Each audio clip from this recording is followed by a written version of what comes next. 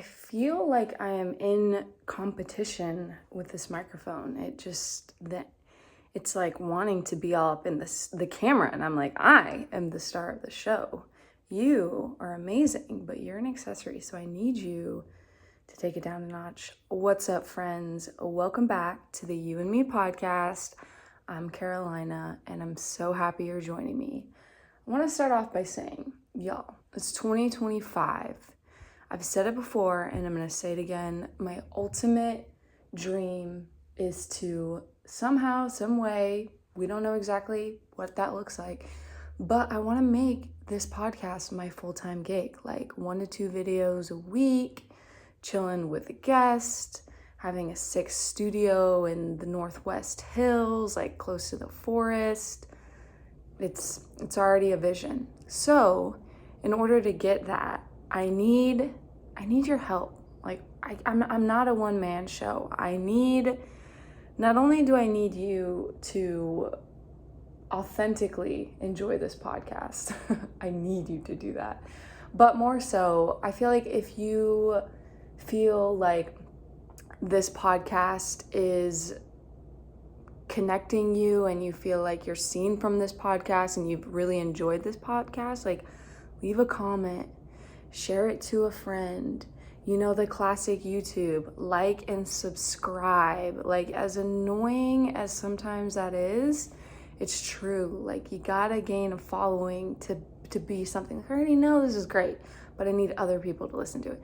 The second thing that's on my mind is, I'm gonna put you guys onto something. Like, we know anytime you're on social media, somebody's always trying to sell you something. Like, that's the name of the game, okay? And personally, I like products. I think products are amazing, especially when they're intentional and you enjoy them. Like, think about your favorite skincare that you do every day, or think about your sunscreen that you wear in the summer. Well, if you're watching this video, I'm gonna show you something. Granola butter. First off, a little backstory. You see it? No, you don't. Here's a backstory. So this weekend was probably one of the most jam-packed social weekends. Well, this weekend and last weekend. Camping, rooftop parties, birthday parties, bar late night chats. Like, it was just a lot of socialization for myself. And it's summer. People are celebrating, and I think that's really what summer's about. But taking you back to our camping trip last week, I met this amazing woman, which I'm hoping to lock down on next week's podcast. I wanna call her the product queen, because she came in with all this gear and all of the best. When I say best products, I mean, like, she was aware of the ingredients that went into the product, which personally is something that I am, especially when it comes to the food I'm putting in my body, is something that I'm super aware of. And it just feels good to be like, oh, like I know the story behind this brand, or I even know the people who created this, or I know the ingredients. So we randomly got on the topic of nut butter, which, fun fact, personally, it's funny when you're like, my favorite food is nuts. People are like, with your nasty ass. But seriously, nuts are some of my favorite food. I feel like they're so versatile. There's so many things you can do, whether you're making a savory dish, or personally, I really like to make like no-bake date, cashew, chocolate bars, and like peanut butter, chia seed, oat balls. I just think that they're so bomb. And I will say, the week before my period, you know, I'm sure a lot of women can relate. It's a tough week. You're feeling flat. You're feeling tired. You're feeling like, why does society expect me to perform 110% when I just don't have it in me? But one thing is usual. I usually have intense chocolate cravings, and I usually want something that's sweet and that's creamy and that's gooey. And now I'm gonna put you on to this. It is called, let's see if we can get those views, granola butter. More specifically, the brand is called Oat Haus. And first off, I'm just gonna read you the ingredients because that's all you need to know. Gluten-free oats, maple syrup, olive oil, coconut oil, chocolate chips. The chocolate chips have cane sugar, chocolate liquor, and cocoa butter, cocoa powder, and then it says contains 2% or less of rosemary extract, salt, natural flavors, and a monodiglyceride emulsifier, potassium carbonate. Okay, first off, I know all those ingredients. So that already I'm like, all right, seems cool. But then I'm just gonna like listen, look at this. This is literally like brownie frosting in a jar. So essentially what it is it's a nut butter, but it doesn't actually have nuts in it. The base of it is oats, which I don't know if you've ever tried, but if you put oats like in a smoothie, it gives you this really yummy like cake batter flavor. And I feel like that's what it's giving. So I just ordered the brookie, which I guess is their cookie dough and their brownie, as well as their brownie batter. And I just put it on my oats this morning. I just do oats, a little salt, cinnamon. I don't got time. I microwave it 1 minute, 30 seconds is perfect. Put some more cinnamon on it. I put some frozen blueberries on it, and then I put a huge scoop of that. And I was like, this is literally like a dessert that is super filling, that I know I'm getting fiber, and 10 out of 10 recommend. So I just wanted to start with saying, Oat Haus, I know I just DM'd y'all, but I'm serious. I would love to work with y'all. Okay, let's get into the podcast, my friends. I was just taking a shower before this, trying to get that skin right, getting my hair detangled, because I have a hair journey. It essentially, like, I think I've talked about this before. It's like I get out of the shower, I do my little wrap. Again, make sure it's like silk. Make sure you're not wrapping it in no towel because we don't have time to make it more frizzy. And then I'll do my classic twist out, which you see. It's a 2-strand twist out. I did a quick little video on my Instagram about it. Super simple. You literally grab 2 strands of hair and then you just... And I was twisting my hair, and what I love about this hairstyle is because my curls are so curly, the shrinkage is real, which, like, no hate, that's what curly hair does. Like, again, if you're watching the video, it's like I can pull this past down my collarbone, but it's gonna shrink like above my shoulders. That's the cuteness of it. But the twist out kind of helps with the shrinkage, so it's like I'm not looking like Benjamin Franklin, because personally I don't want to look like that. The second thing that's amazing with this twist out is like I can pull my hair up, I can do a half up, half down, I can leave it down, I can do a twist. Like, you can do so many things, and it kind of prevents my hair from getting super tangled and knotted. And I typically will leave my twist out in like 2, maybe if I'm pushing it 4 days. And then when I undo my hair, it's just like the perfect curls that, again, will last anywhere from like 2 to 4 days. So essentially, I wash my hair once a week, and that's kind of the lifestyle of it. But it's like the twist out is amazing. I think like after the second day, it's the most beautiful. Obviously, don't forget the edges. And then once the twist out comes out, you have like 1 to 3 days that is just like perfect. And then it just starts to get really frizzy. It starts to get tangled, because essentially what's happening is all of the hair that naturally comes out, as it does, that gets stuck in the curl, and that's what makes it so tangled. And this is why you often have to detangle at least once a week, because all you're doing is just taking out all those dead hairs that, like, straight hair can't just naturally like gracefully fall out. It's like they get stuck, and that's what causes the detangling.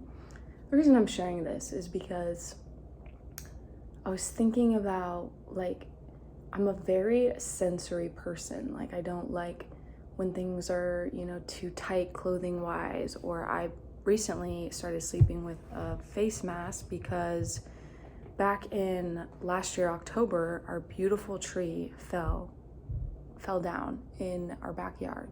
We got super lucky that it didn't cause any damage, but it created so much more natural sunlight in our bedroom, which personally, it's beautiful. But when you're trying to get that good slumber and you're not trying to wake up every day at 5 a.m. in the summer, the sleep mask has been a game changer.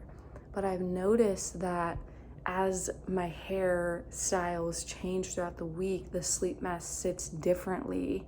And yesterday I was just like, my hair was so thick, and you can tell it was just like, I just needed a wash.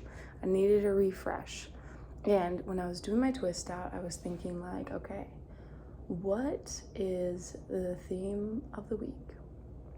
And I landed on this, my friends. Get your pen and paper. Get ready for this gem, because I know you're gonna relate to this.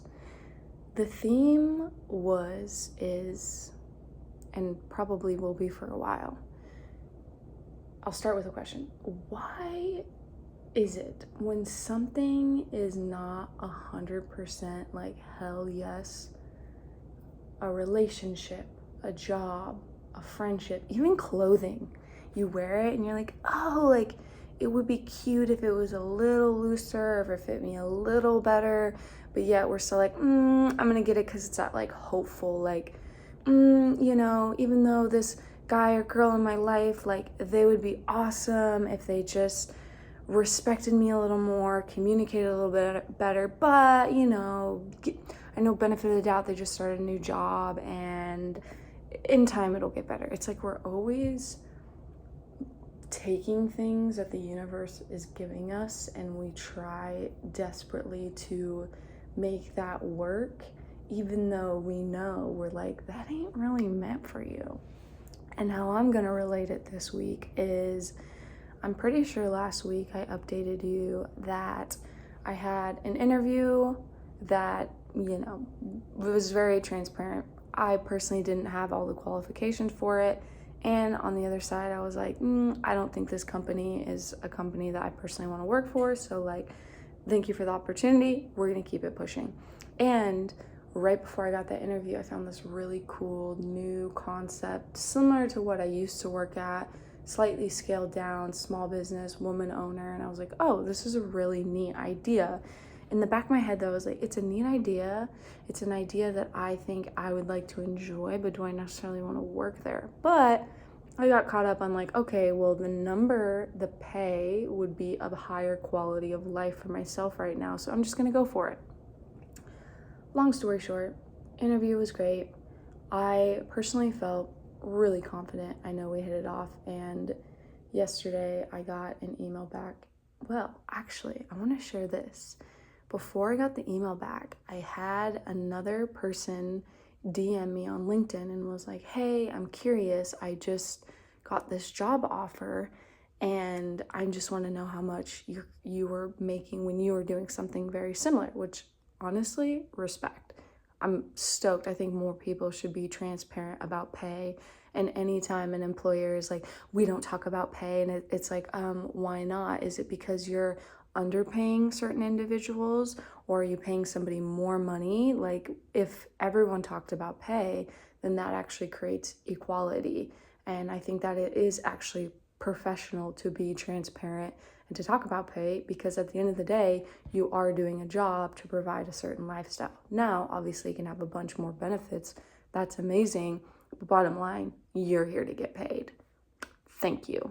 And so she asked me about pay, and the word choice that she did in this LinkedIn message, I was like, I just instantly, it was like, wait a second, I'm pretty sure she's talking about the job I just interviewed, because the word choice that she used was very similar to that of the interview. Turns out it was. And it turns out she got the job. At least I think she got the job. And you know what? I'm stoked for her. Congrats. Good luck.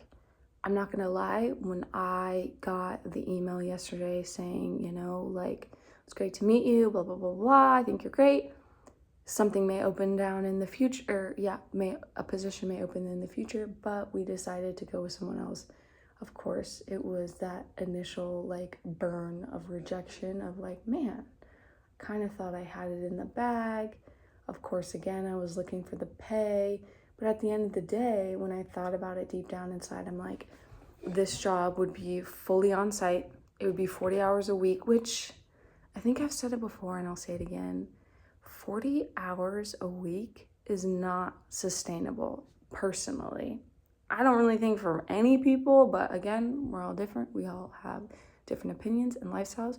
Personally, for myself, I'm like, I am trying to like live a life that is full and vibrant of community and puppies and cooking and all my hobbies, 40 hours is too much for me. I personally can't sustain doing all the things energetically that I love and showing up to all those things on top of trying to fully be on site 40 hours. That's not even talking about the commute or just mentally the time it takes to prepare to actually then arrive to work. So I thought about it and I was like, you know what? I know that there's something better out there for me. And right after I had that thought, another job that I had applied for like a month ago, and I even sent a follow-up, and I was like, ooh, again, the pay sounds amazing. It was hybrid. It was in the field. I felt really qualified. And I just got an email like 30 minutes later being like, hey, unfortunately, you have not been chosen to continue on to get another interview. So I had 2 jobs like that at the same time within an hour span be like, sorry, no. And I just always think about the past version of me when that would happen. It would kind of ruin my day. It would feel instantly like, why am I not good enough? You know, did I not show up in the interview prepared enough? Was I a little bit too personal and not as professional as I needed to be? You know, I know that, you know, my resume maybe wasn't the strongest, and just all these like negative thoughts that ultimately, even if they are true, how is that mindset helping you? It's, I think, different to be analytical and say, hey, perhaps, you know, I didn't feel prepared for these interview questions, and then take that as a way to start preparing more, whether you're asking a friend, hey, can you help me prepare for an interview? Or you're talking to yourself in the mirror and, you know, asking the questions and answering, like whatever way that works for you, I think is constructive and helpful.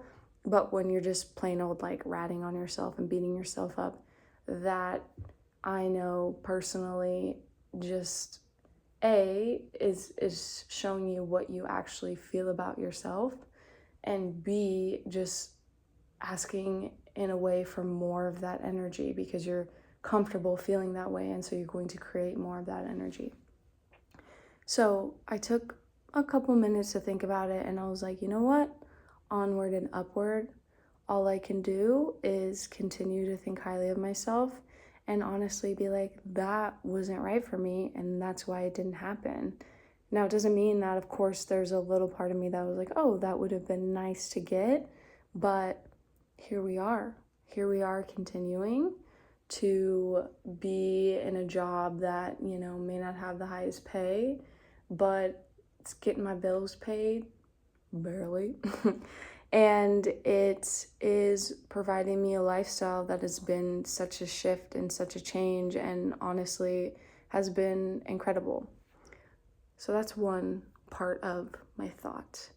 The other part of my thought was I wanted to talk about social media because let me grab a sip of water. Actually, it's a beautiful tea. It's like a chocolate peppermint tea. Little ASMR for you. There's something so soothing about tea and just like a warm liquid going down your throat. I love coffee, but tea is just like such a different territory. It actually reminds me, there's this really cool book. It's super short. It's by this author, Michael Pollan, which I know he's really big because he created this book, How to Change Your Mind, and it's all about psychedelics, specifically psilocybin. But he also, I think, is a really cool author, and he created this book called Caffeine, and it was basically like his talking about his love affair with coffee and just the lifestyle that it created for him. And then he goes on to talk about quitting coffee and switching over to tea and just kind of the different nuances. Like coffee almost feels like this fast pace, you're in a hurry, it's like gasoline to a car, where tea is almost this very like meditative, slow, it gives you this sense of stillness. And of course there are some teas that can still create, you know, like green tea and matcha that will give you more of the energizing, but they will not give it to the extent that coffee gives, which personally I think there's something so fun about waking up and drinking a yummy coffee and getting a workout in. Like, it's just like top, and some house music, like you're destined to have a great day, personally, if you do that. But yeah, it's just a really cool story. And what I like at the end of the story, he talks about getting back on coffee and how he was drinking it, and then he like came home and he was like, oh, well, now I think I'm gonna like reorganize my closet, and like, oh, I might as well like color code it, and then I can do this and that. And I'm just like, sometimes in life that feels good, to just like get shit done, you know?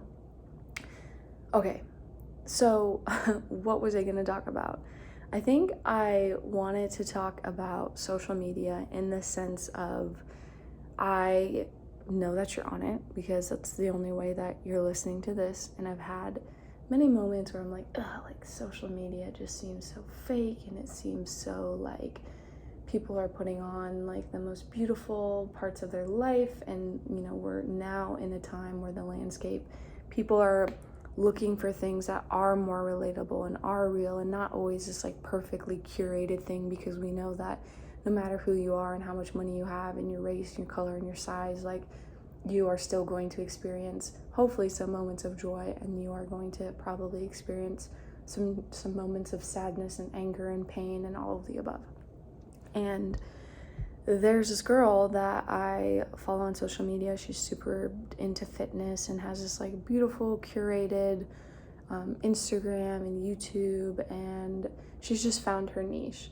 And she recently created a video that was all about, you know, I think she's slowly evolving as a creator, and she's wanting to feel more authentic, and she's wanting to make content that isn't always about like sunshine and beach and beauty. It's like, I think she is craving just wanting to show up and be authentic, because what do you do on the days where maybe you don't feel all like, oh, hi, you know, like we all have the days where maybe we just feel like blah, or we're just woke up on the wrong side of the bed, and you want to be able to, if that is your job and it's your full-time thing, you want to be able to maybe on those days even pick up the camera, because you could feel a little bit better after you know, do a little rant or just be authentic, I think.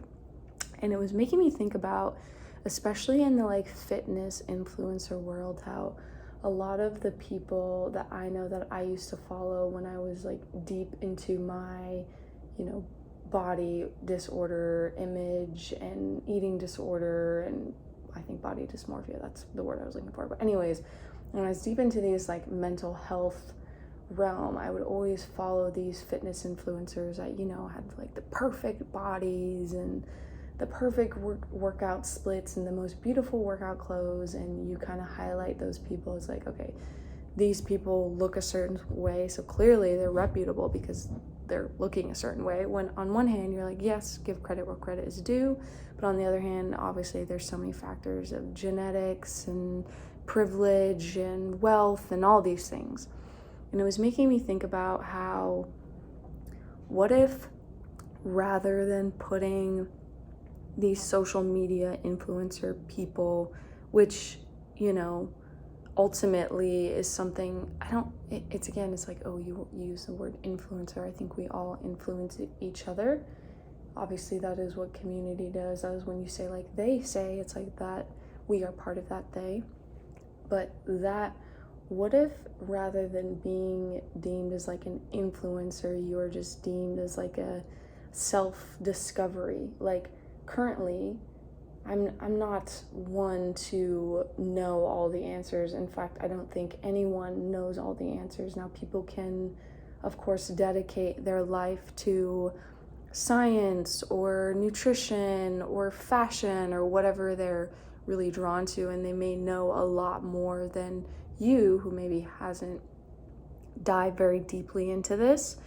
So what if, rather than looking at them as like the people who know all, and when they make a mistake we cancel them, we deem them, like, what if they are also just people that are on self-discovery? And often maybe even the people who are like of fitness influencers are coming from a place where maybe they've struggled with an eating disorder, or they've struggled with body image, and now they're trying to discover what life is, and maybe they've found that they're really drawn to this, but it may not mean that they know all the answers and that we should just ask them how to cure ourselves, when we know that the reality is the only person that knows yourself more than you is you. Like, even when you go to a doctor and you're like, hey, what's wrong with me? It's like, there's bazillion, gazillion diseases and ailments out there, and only you can truly know how you're feeling and what you need the more you tap into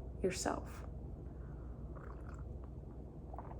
Which leads me to my other train of thought of, this weekend was a magical weekend. Like I said, it was just jam-packed of seeing people from my past, seeing people of my current life, and just having a lot of moments of feeling like, wow, I, for so long, have always dreamed and wanted a sense of community and wanted to feel like I could be myself and to feel comfortable and not feel, insecure or just uncomfortable. I know so many times in the version of myself, being around people would make me feel like uneasy and like sweaty pits, and just like because I was struggling so deeply, I also wasn't able to connect with other people. And I'm at a point now where even this weekend I was like, whoa, I need to like say no to a couple plans, because I have been so social and it's been so enjoyable. We saw live music and we went to this amazing venue that was all outside. It was fairy tale vibes with rocks and lights and all these different just like community of artists, and it was so beautiful. And it made me think about how, as much as I know that we strive to, have like a healthy morning routine and a healthy night routine and eating right and getting your exercise, I think there's so much of that I definitely think is great and subscribe to. But I also kind of want to talk about like destigmatizing parties. Now, I know that often in movies or even in your own life, you see parties and they typically revolve around like getting drunk or using drugs or get fucked up, and it's this idea of like escaping. And I've personally thrown a lot of parties that have gathered a lot of people together. It actually started when I was in high school, and I decided that I wanted to throw a huge, just like rave party. High schoolers, doesn't matter your high school. And this stemmed from the fact that in high school there was very much so moments of it feeling cliquey, right? Like somebody would throw a party, but it would be like, do you know the person who's throwing this party? Do you know anybody? And like, if you don't, sorry, like, not invited. And that creates this, pain in people's bodies of not being good enough or worthy or cool enough to go to a party. And I can remember when I was throwing a party, I was like, I don't care what high school you go to. I don't even care if I don't know you. Like, come in. That's the whole point of a party to me, is to meet new people and to connect. And of course, like, some of your great friends are there, but also it's like, who else is here that we haven't connected to? And that has led into my adult life, where parties for me personally have never been this idea of wanting to escape. Because in fact, what the beauty of a real party, and I think we should not even call it a party, it's like a social gathering. The idea of it is you're learning about yourself. You're, often in this area that, again, if you are throwing an intentional party, you're inviting a space where everybody can feel welcome and comfortable. Whether you want to like dance and let out some steam on the dance floor, whether you want to have a heart-to-heart on the couch, whether you want to like pet a dog and get licked on, whether you want to, do a handstand competition, like whatever it is, a party should be in a container that allows you to feel free. Because so much of us being adults are the constant like I have to show up at this time, I have to perform this job, I have to be at this level. And I think the beauty of a social gathering is all of that is just like, fuck off, like we don't have to do anything. In fact, we can stay up late, we can have deep, meaningful conversations, we can tell each other how much we appreciate each other, and we can learn about ourselves. Whether, I've had moments at a party where someone's given me my first belly rub and I'm like, whoa, I didn't realize how much tension and stress I had in that. Or you're at a party and you learn about